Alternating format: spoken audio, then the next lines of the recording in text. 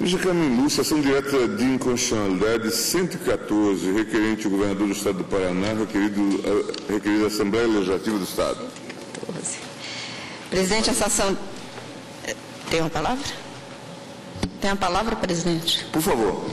Obrigada. A sessão direta foi ajuizada pelo governador do Paraná, ela se alegando a inconstitucionalidade formal e material do artigo 233, seu parágrafo único da Constituição paranaense, que estabelece que os servidores públicos civis estáveis da administração direta autárquica e das fundações públicas passariam a ser regidos pelo Estatuto dos Funcionários Civis do Estado a partir da promulgação daquela Constituição. E o parágrafo único do mesmo artigo estabelece que, aspas, os poderes executivo, legislativo e judiciário, para o cumprimento do disposto neste artigo, farão a devida adequação em seus quadros funcionais. O governador alegou que haveria quebra da regra do concurso público, do artigo 37, porque para fazer essa adequação, todos os servidores passariam a ser regidos pelo Estatuto dos Servidores Públicos Civis e, evidentemente, criariam-se tantos cargos quanto necessários para absorver todo esse pessoal. E, ademais, segundo ele, essa iniciativa teria que ser exclusivamente dele. A Advocacia Geral da União entendeu que não havia nenhuma inconstitucionalidade, ao argumento de que o artigo 25, parágrafo 1º, dota os estados de competência para organizar sua administração e tratar de seus servidores, enquanto o Procurador-Geral da República manifestou-se pela procedência da ação. Este é o relatório, senhor presidente. E o voto? Presidente, na assentada na qual se levou em consideração, se analisou e se concluiu pela medida cautelar desta ação direta, este plenário resolveu suspender a vigência daquela norma nos termos seguintes. Houve um debate muito grande e, ao final, a emenda é a seguinte: servidor público, norma constitucional estadual, determinante de integração ao regime jurídico único de todos os estáveis a partir da Constituição de 1988. Medida cautelar suspensiva do dispositivo local concedida por maioria de votos por motivos de conveniência administrativa. É que o tribunal debateu durante muito tempo e, ao final, o ministro Paulo Brossard, naquela sentada, acentuou: acho que na apreciação desses casos, em se tratando de ação direta de constitucionalidade, o tribunal tem de ter presente as possíveis consequências políticas do caso em julgamento. Pergunto: há inconveniente em conceder-se a liminar? Há inconveniente na sua denegação? Quer-me parecer que não há inconveniente na concessão da liminar, mas sim na sua denegação. Eu fecho aspas e explico que o tribunal se viu a braços com este debate tão alongado, porque se entendia que transferir todos os servidores para o regime jurídico estatutário, uma vez que o artigo 39, na norma originária agora restabelecida por decisão nossa, tinha estabelecido o regime jurídico único, não seria uma inconstitucionalidade. Porém, o parágrafo único do artigo 233, ao dizer que, determinar que os poderes do Estado teriam de fazer adaptação dos quadros, evidentemente, estaria a autorizar a criação de cargos e o seu provimento sem concurso público. E por isso é que se chegou àquela conclusão. Eu estou analisando, senhor presidente, exatamente na linha dos princípios constitucionais, especialmente a regra do concurso público, e afirmando que não me parece que haja inconstitucionalidade em fixar-se que é o regime estatutário ou administrativo para os temporários, na forma que dispõe o caput do artigo, tal como tinha asseverado, aliás, a Advocacia Geral da União. Entretanto, o parágrafo único do artigo 233, ao determinar tão singelamente que os poderes legislativo, executivo e judiciário farão a devida adequação dos seus quadros, pode ser interpretado no sentido de que se poderiam criar cargos públicos e determinar o seu provimento por esses servidores que lá já estavam, e com isso realmente promover-se o ingresso sem o concurso público, razão pela qual eu estou assentando toda a jurisprudência, os precedentes nesta linha e votando no sentido de julgar parcialmente procedente a presente ação, apenas para dar interpretação conforme ao parágrafo único do artigo 233 da Constituição, fixando que a adequação ali mencionada dependeria de prévia existência de cargo público criado por lei, na forma constitucionalmente estabelecida e que o provimento desses cargos se desse mediante concurso público. Vossa Excelência me permite? Claro, por favor. Presidente, as constituições estaduais foram elaboradas à luz da federal. Sim. Observados os princípios constantes da federal.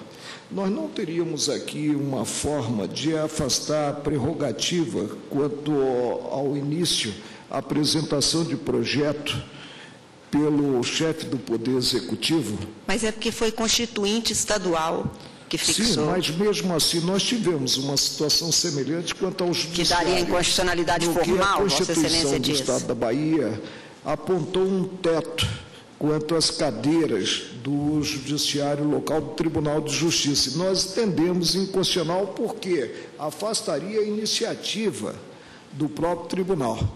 Aqui no caso, eu não tenho dúvida, porque quanto ao concurso público, a exigência, porque Sim. eles aludiram a estáveis. Sim. Estáveis nos moldes do 19 do ADCT. Exatamente. Aqueles que, à época, mesmo não tendo ingressado mediante concurso público, já tinham a época da Constituição de 85 anos. Mas o que fizeram, de uma forma linear, mudaram o regime jurídico dos servidores. Essa mudança de regime jurídico, a meu ver, ela deve ser implementada, considerada a Carta Federal, por iniciativa do chefe do Poder Executivo. Eu não entenderia reconhecer aos constituintes locais, porque a atuação deles se faz vinculada à Carta da República, esse poder. Eu não me convenço ainda disso, ministro Marco Aurélio, porque o artigo 39 da Constituição, o artigo 39 da Constituição, que vigorava quando foi feita essa norma, dispunha, como foi restabelecida por nós, não é? A União, os Estados, o Distrito Federal e os municípios instituirão um regime jurídico único para os servidores da administração direta, autárquica e fundacional. Da Carta Federal. Redação primitiva. E que agora foi restabelecida por nós em 2007, não é isso? Quando nós afastamos. Sim. Então, com isso, a norma do 39 obrigava o Estado a agir exatamente dessa forma. O Constituinte Estadual deu cumprimento no 233, a meu ver, ao artigo 39. Surge uma argumentação ponderável. É essa a razão pela qual... A minha ótica inicial partiria do descompasso, mas se na redação primitiva da Carta de 88 se tinha a imposição do regime jurídico único, não se poderia cogitar da iniciativa dos diversos poderes. Era assim, o texto é literal. Mas Vossa Excelência dá uma interpretação conforme... Porque o parágrafo único, quando diz que os poderes executivo, legislativo e judiciário, para o cumprimento do disposto nesse artigo, ou seja, submeter todos ao regime jurídico estatutário, farão adaptação, a interpretação que o governador põe em questão aqui é que, então, para essa adaptação, eles poderiam criar, sem criar cargo, entrar com todo mundo e torná-los todos estáveis e efetivos. Aí haveria não criação de cargo por lei, da iniciativa de cada um dos poderes, daí a interpretação. Agora, por dever de honestidade... A interpretação conforme é em que sentido? Exatamente no sentido de que o parágrafo único, então, teria de ser tido como a adequação ali mencionada depende de prévia existência de cargo público criado por lei na forma constitucionalmente estabelecida e a efetivação em cargo somente se dá pela prévia aprovação em concurso público. Não, mas aí, assim, não. Porque ele pode ser estável, mas não ser efetivo. Bem, presidente, aí complica, porque se admite que deve ser adotado o regime único, Sim. como algo harmônico com a Carta da República, Sim. Evidentemente, não se pode exigir para a adoção desse regime único, a menos que se faça cessar as relações jurídicas existentes, o concurso público. Fica para os cargos criados? Em choque. Para os cargos criados? Ministra Carmen, para os cargos criados? Só uma ponderação, ministra Carmen. Este é um caso em que Vossa Excelência está dando interpretação conforme apenas o parágrafo único, porque o caput está de acordo com 39, rigorosamente. Porque, ministra, veja, aqueles apanhados pela Constituição de 88, né, já no serviço público, sem o concurso, foram declarados estáveis. Os que tinham 5 anos à época. Sim. Né? Indaga-se, se cogita de um regime único, não havendo os cargos, porque se tinha contratação, por exemplo, pela CLT, né? Tinha os criados os cargos, eles terão que ombrear com os demais, sob pena de perderem um vínculo? Não, porque a Constituição no 19, presidente, ministro... Esta norma está suspensa. Mas aí é que eu ia terminar mas aí aqui é um dado, viu, ministro? Sim. Por uma questão de que eu terminei o voto e depois de ler o voto teria que ler regime federal, regime jurídico único federal. Eu sempre entendi. Que é o seguinte. 6 de 10 de 89 que se concedeu a liminar. A liminar. Porém, presidente, para trazer para cá, quando foi pautada a primeira vez, eu pedi informações de se essa norma ainda existia, inclusive, essa 233. E leio para Vossas Excelências o documento que eu recebi da Procuradoria do Estado, dizendo que a norma estava suspensa, sobreveio em 92 lá uma lei 10.219, todos os empregos públicos foram transformados em... Estou lendo... aspas, em cargos públicos, passando a vigorar esta lei 10.219 de 92, embora tratasse de Fundo Previdenciário do Estado do Paraná, deu cumprimento ao artigo 233 da Constituição Estadual, muito embora a vigência do dispositivo estivesse suspensa pela medida cautelar concedida na ação direta 114. Sim, mas isso faz a questão mais grave. É muito grave a questão neste sentido, porque eles não deram cumprimento, fizeram a lei. Se bem que suspensa... Se passarem no concurso público, o que se terá? Não, a maioria aqui já se aposentou até. O regime jurídico único, o afastamento. Não, se bem que a lei poderia... Mas a lei continua vigorando. Sim, mas a lei então, eu acho que nós temos que ratificar. Com base na Constituição... federal. Na Constituição Federal, portanto... Eu não sei... Eu sempre... procedência pura e simples. Eu acho que se a vida continuou sem essa disposição, talvez fosse recomendável que nós declarássemos a procedência total da ação. Procedência no sentido de... eu concluo pela improcedência. Não, a procedência não, a improcedência. Improcedência total. Então seria improcedência ao invés de apenas procedência para dar interpretação conforme. Porque o CAPT, ministro, está de acordo com a Constituição, mas ainda depois da nossa decisão. O CAPT não faz menção nas disposições da Constituição do Paraná que é atacada, não faz menção ao prazo de 5 anos. Não faz, alude a estáveis. A estáveis, mas os estáveis, eles foram na base do 19. Parágrafo único. Presidente, eu sempre entendi, quando interpretei esse artigo das disposições transitórias... Ou da interpretação conforme, ou da interpretação conforme, ou exclui. Eu sempre entendi que esse... Carlos Ares faz uma ponderação, nós simplesmente afastarmos o parágrafo. Suprimimos o parágrafo. Não, mas eu penso o seguinte, presidente... que o estável aqui, o estável nós temos... O meu entendimento, sempre com relação a esse artigo do ato das disposições constitucionais transitórias, é que é o seguinte: se não existisse esse dispositivo do ato das disposições constitucionais transitórias, esses servidores seriam expelidos do serviço público, porque se exigiria deles o concurso público competente, como para os demais que passariam a integrar ou ingressar no serviço público. Então, é uma situação excepcional, transitória, até por por isso mesmo está no ato das disposições constitucionais transitórias.